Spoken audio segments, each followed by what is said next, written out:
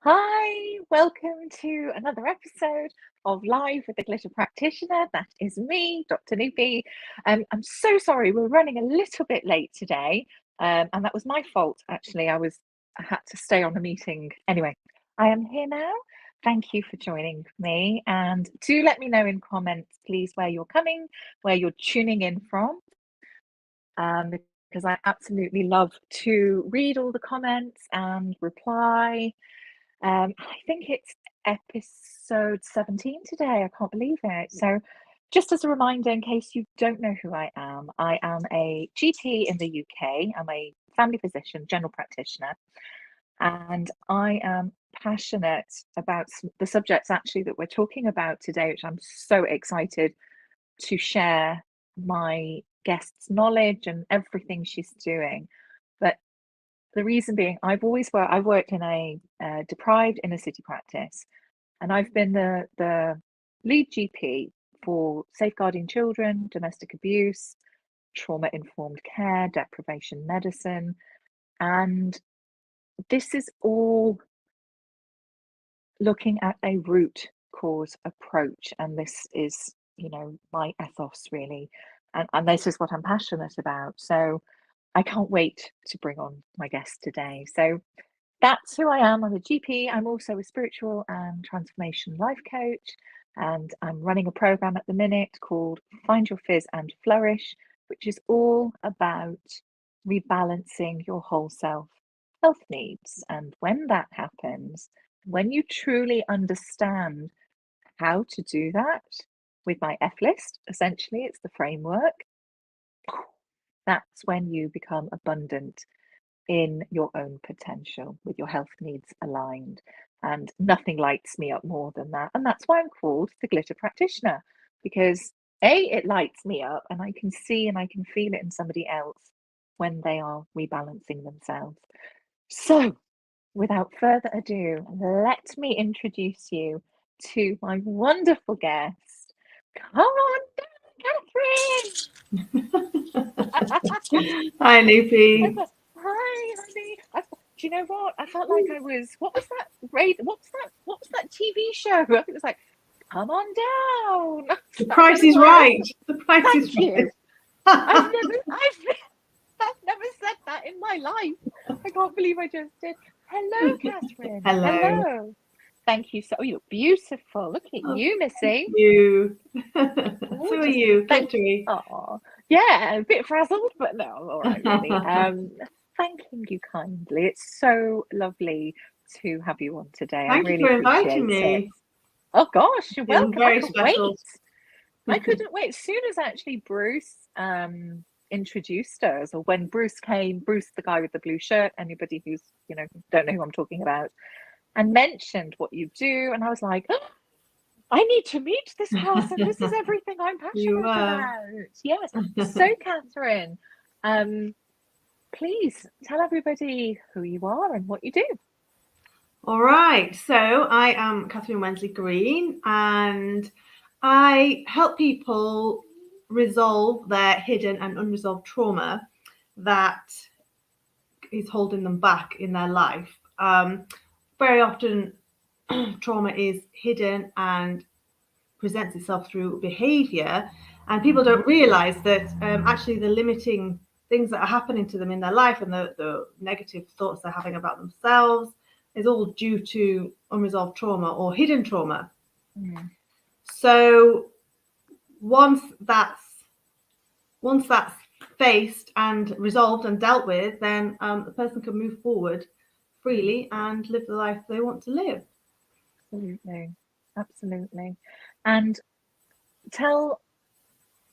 I know we spoke earlier, so I tell everybody, the backstory a little bit, because this is very powerful. It's extremely powerful, really. So how I came about this. So yes. I was always horses. I was born obsessed with horses. There was never anything else for me. And I still say now, if it hadn't been, horses saved me. If it hadn't have been for horses, my life would have been very different. Yeah. So, or my love for horses. So I was that person that carried hidden trauma for throughout teenage years into my adult life, and it was so hidden. I just thought it was normal. The behavior that was presenting itself because of my hidden trauma was I loathed myself every single day, and I was drinking too much, self-harming, promiscuous, all these presenting behaviors because of unresolved trauma, and I had no idea. So let me just explain to you how this thing gets hidden and how it ingrains in you. Yeah. So normal kid, normal family. We didn't have loads of money, but that wasn't an issue. We were fine. And it was all okay. My mother was very negative, quite toxic. And when my father left at 13, my mother turned all of her toxicity onto me, and a bitterness and resentment onto me. And as I was the oldest child, and going into 14, to avoid being in the house with her, I would either be at the local stables helping out, being a slave basically, or I would just roam the streets so I didn't have to be at home. And I was eventually groomed and trafficked for sexual exploitation. And I didn't tell anybody because I didn't have anyone to tell, and I was very shameful. I was embarrassed. I couldn't believe I'd let that happen to myself. So I just pushed it aside and went on with my life as normal. Things started rearing their head when it started in PE, in the changing room. Before that, what started coming out was I found self-harm. So I started self-harming, and it was a release for me. It was a way to release my pain that was pent up inside. Yeah. And so in the changing rooms for PE, the teacher would want me to get changed in front of all the other girls, as all the other girls did. And I couldn't, because not only was I so shameful of my own body, but I was also covered in self-harm wounds, shallow self-harm wounds. Yeah. And they just thought I was being disruptive and causing problems. Yeah.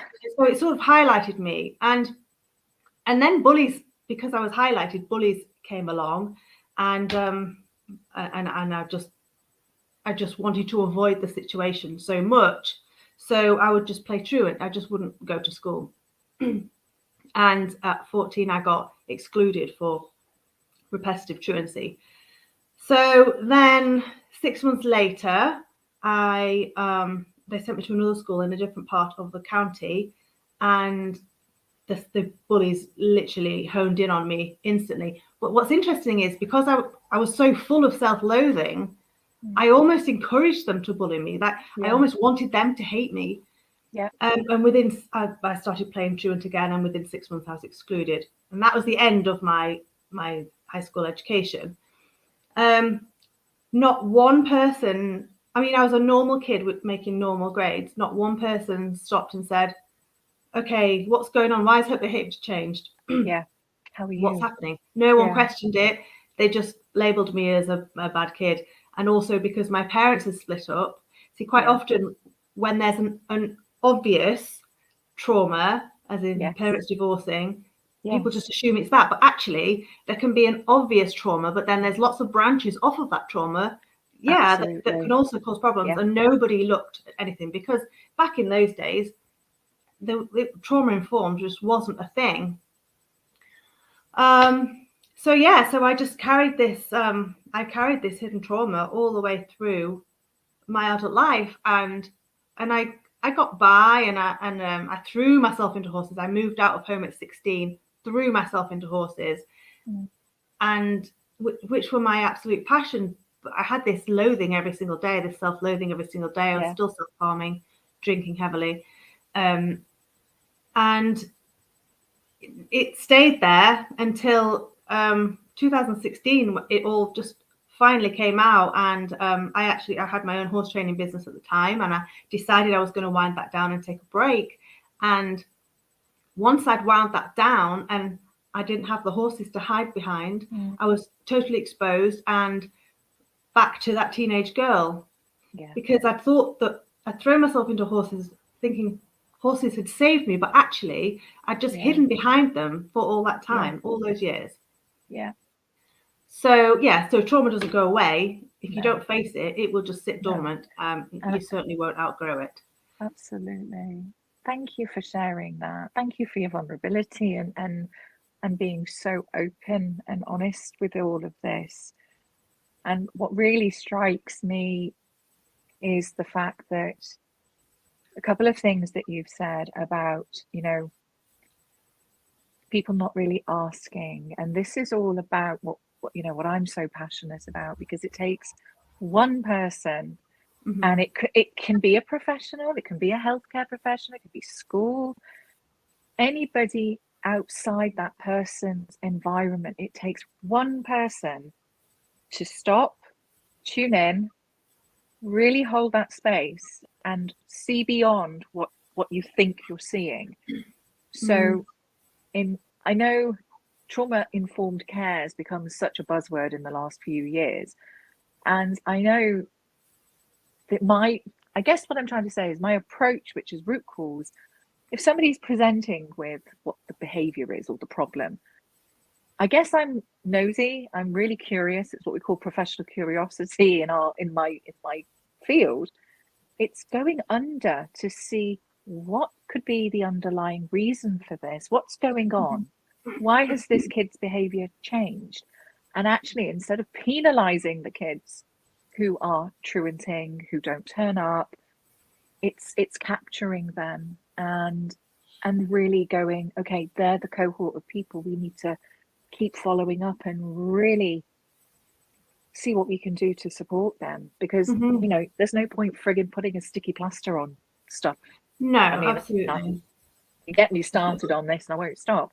But the wound, it's never going to heal. It's never going to heal. It's just going to fester. It will present itself some way or the other. Somewhere else. And something that you said, which I thought was really interesting, was the fact you were aware that what you were dealing with at the time wasn't right, threw yourself into horses, and that almost became your protective shield. Absolutely. And so many young people don't have that. I mean, I was lucky that I had that passion and love. And we didn't own horses. I just found horses to be with. But so many young people don't have anything, or they don't know that having something to cling to is even an option. So I was lucky in that sense. Yeah. And I think, your story, it gives me tingles every single time, and it's so powerful. So tell us more about, so that's your backstory, and then recognizing that, okay, horses have been this shield, and then tell me a little bit more about what you do now. And when we talk about trauma-informed care or questioning, what is it that you mean as well? So now I taught myself how to recover. When I wound down my business, I thought, right, okay, something's not right. I'm sick of feeling like this. This is not normal. I'm sick of feeling like this. And I threw myself into personal development. Amazing. In a big way. Yeah. And I taught myself how to get past it. And I thought, all those years I carried all of that, and it was so unnecessary. How many other people are also doing that? So I knew that was going to be my purpose. That was the road I was going down. And at the end of the road, I was going to be helping other people get through it just like I had, because so many people, I see it now. So I can see, people carrying the trauma. I can see it presenting itself through the words that they say, the words that they use to describe themselves, their behaviors. And I can see it until a person is ready to face it, which it's a scary thing to do. It can be a scary thing to do. Until they're ready, you can't go in saying, hey, I recognize you have some trauma there. Absolutely. And I think that's important to say, because I think, I know for the fact in the healthcare field, it's almost this reluctance to ask those questions because people are afraid perhaps of re-triggering somebody, or they don't have the skill set perhaps. And the way I see it, it's almost, well, if you're thinking about it, it's just asking and holding that space. You are saying out loud, this is your safe space. Yeah.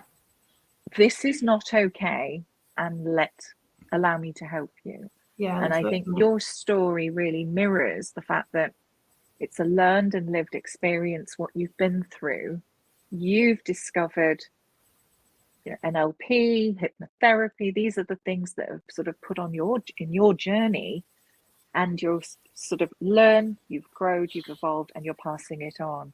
And that's where I think it mirrors with my F list and with burnout, because that was 12 years ago. I know what that felt like, and I had to go through that, which was traumatic for its own reasons because of the backstory, but it's helped me be where I am right now. Absolutely. Yeah, no, I don't regret any of it, because it's brought me to where I am, and now I, to not use it to help other people would just be a waste. Absolutely. And so so I know you mentioned to me earlier, tell me, so what are in terms of how you approach trauma-informed care with your coaching or as a practitioner, what sort of things do you offer, or what do you do? So one-on-one coaching. So I tend to do, a lot of coaches do a sort of hourly rate, if you like. I prefer to have an initial conversation with the person and then put together a package, because everybody's so different. How can you say, okay, this is what I do and this is how it's going to go? I just think everybody's so uniquely different, and thank you.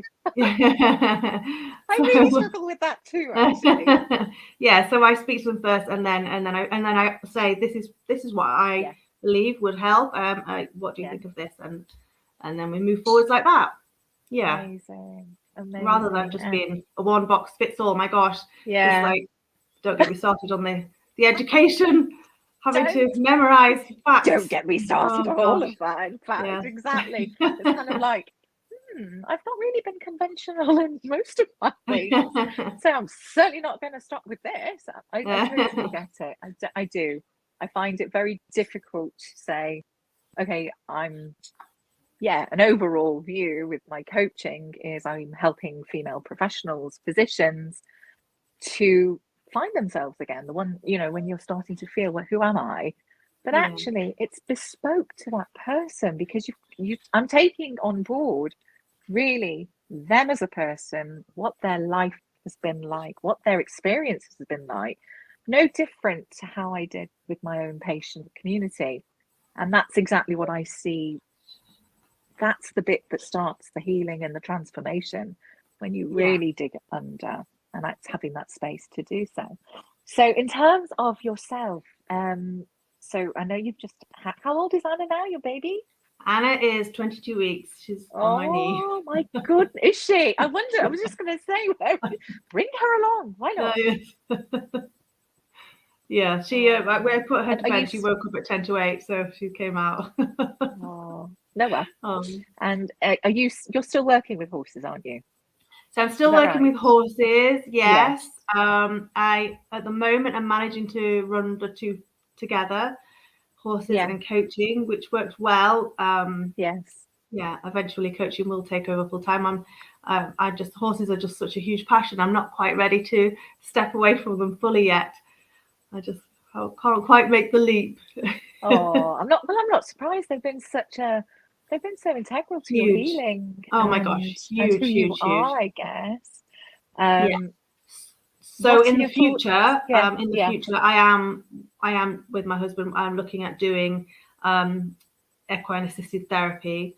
Wow. I think the two go so well together. So I'm an qualified equine behaviorist, qualified equine behavior consultant, it's called, and so that and trauma informed is it's very similar. So a horse will present its trauma through behavior also.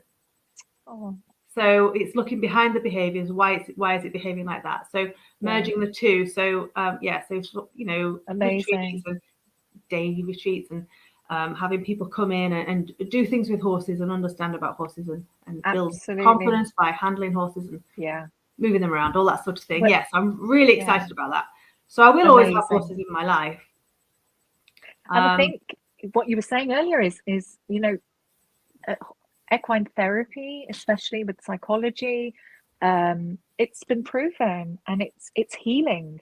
It's used for trauma. It's absolutely. also used for ADHD or behavioral sort of spectrums, and it's incredible. It really Horses is. are the most amazing animals.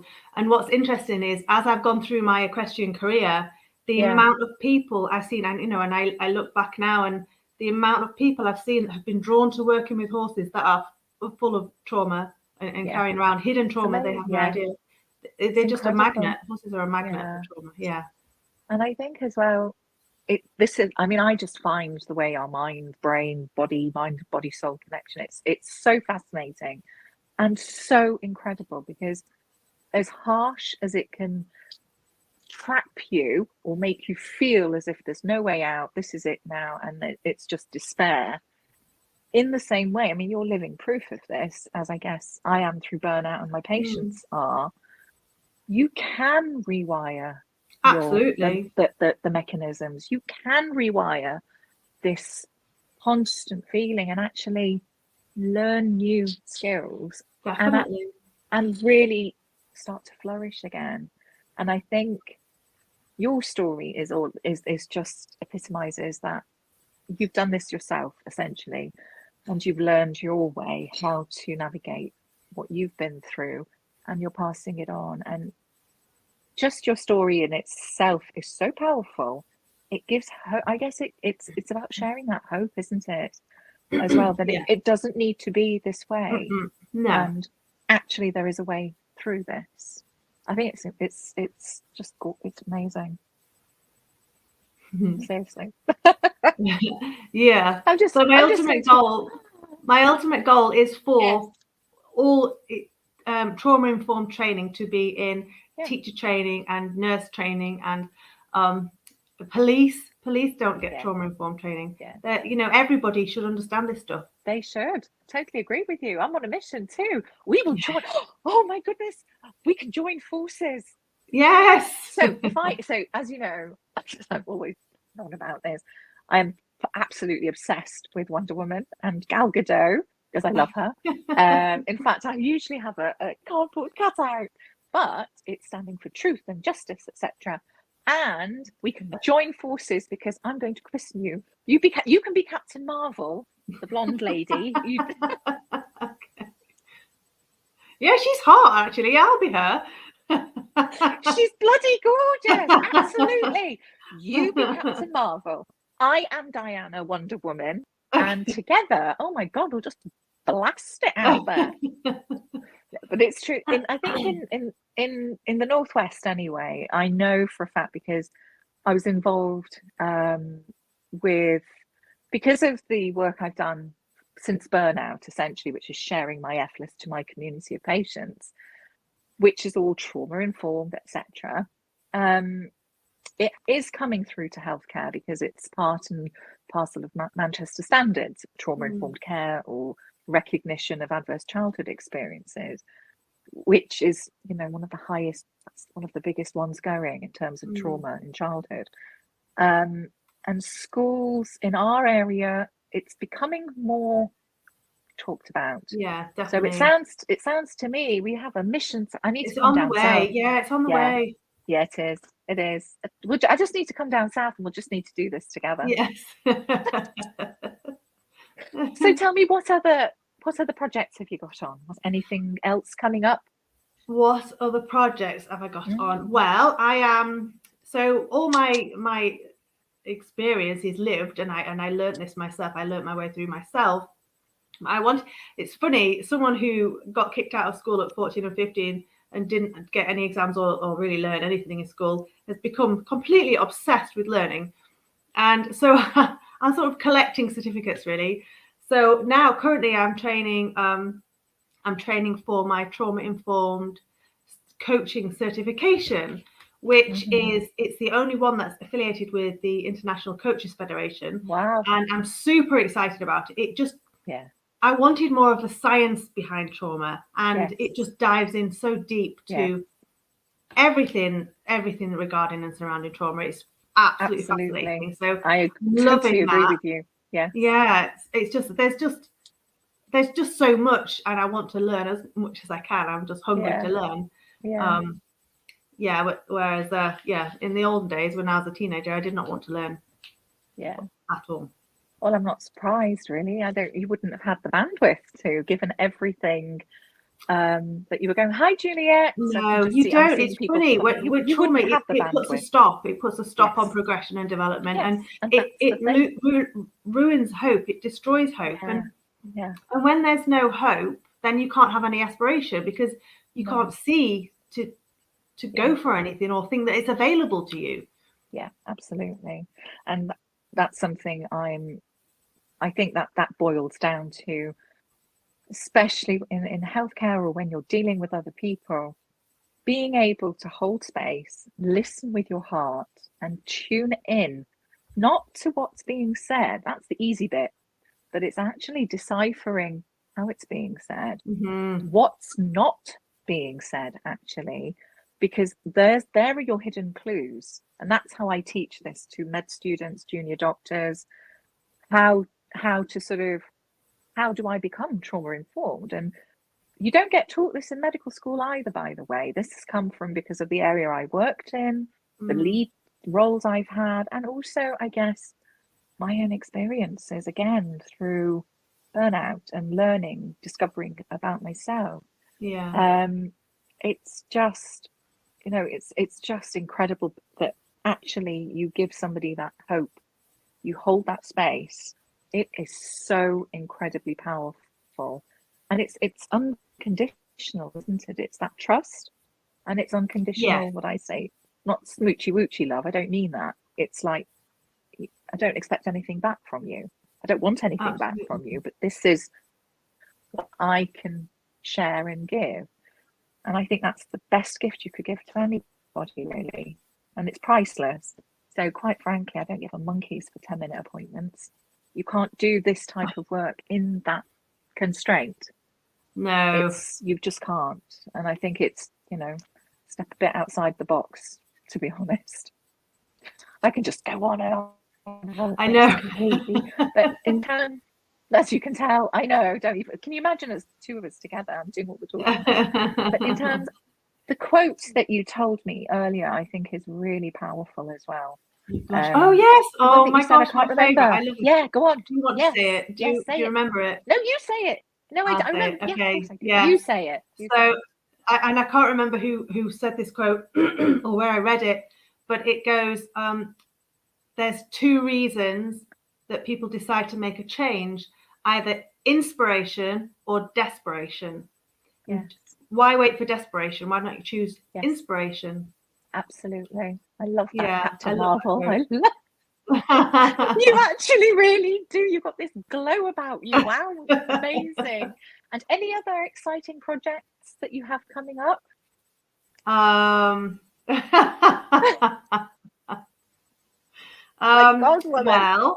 yes. Watch this space. Yeah. Watch this space. We might have some very exciting. I don't know how much I'm allowed to say, Noopy. I don't know either. Watch this space. Noopy and I. Teaser. Yes. It is a teaser. Watch this space. Noopy and I might have some very exciting news soon. Very soon. Indeed. All surrounding trauma and learning and and spreading and sharing. That's all we're going to say. Just look out for Captain Marvel and Wonder Woman. Oh gosh, okay. And tell me, how can people get hold of you, please? You can find me on LinkedIn, Catherine Wensley-Green, or my website is www.hopeandaspiration.com, because that's beautiful. Trauma destroys hope, and without hope there can be no aspiration. So hopeandaspiration.com. Or you can just call me direct on 07908 489 456, or my email is catherine@hopeandaspiration.com. Fabulous. And all those details are going to be in our show notes, so please do click on connect with Catherine if you've not connected with her already. And I cannot wait to do our things and projects and more things together. I think it's incredible. Thank you so much. Oh, thank you so much for having me on. I know it's a kind of a whistle-stop tour, really, because I think it's such a juicy it's subject. Such a huge topic. Oh my goodness! But I think we've only just got warmed up. There's so much more to talk about. Oh my gosh! Absolutely, and I think that's what we'll follow up with. I think I'm going to do a special live with you. And that's not the sneaky teaser, by the way. That's just, I'm just saying what we're going to do next, Mr. Producer. And then our sneaky teasers will come. But anyway, thank you. It's been gorgeous to have you on. And thank you for coming on with baby as well. I will come and don't go anywhere. I will come and join you in the green room in a minute. And I'll just close it down.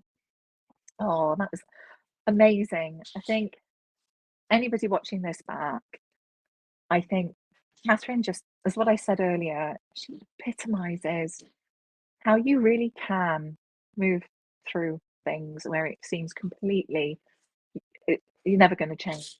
And there's a living, proving story of hope, of that, how you can completely transform. Right. So thank you for joining me today. And as you know, you can find me here on LinkedIn every Monday at 8 o'clock. I was going to say Pacific Daylight Time. That is so not true. BST, which is, what is it? So what, noon? Oh my God, it's noon Pacific Daylight Time. And also my other show that I co-host with Diana Londonio every other Tuesday, which is Supernova Sisters, Physicians in Motion. And get in touch with me. I am running my 12-week coaching program, Find Your Fizz and Flourish, website to come soon, and lots of exciting things. See you again next week, and thank you for joining me. Bye.